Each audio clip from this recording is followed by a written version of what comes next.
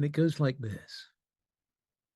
When you let go of your awareness of your physical body and the sensations you're experiencing, when you let go of any emotions you might be feeling, and when you let go of any thoughts you might be having, you find that you're still here. Your awareness has come to some kind of centered place from which you exist.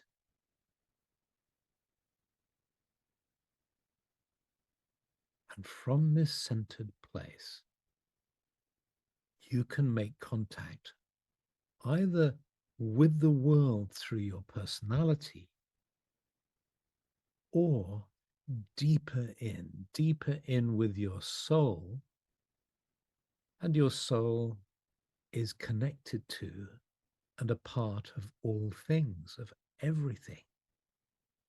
When your awareness is located in this place, you feel at one with all the universe, at one with the divine. You are the divine. You are a God walking, a goddess walking. This core being and the awareness of it is what the mystic in us seeks. Reunion with the divine, oneness with the all.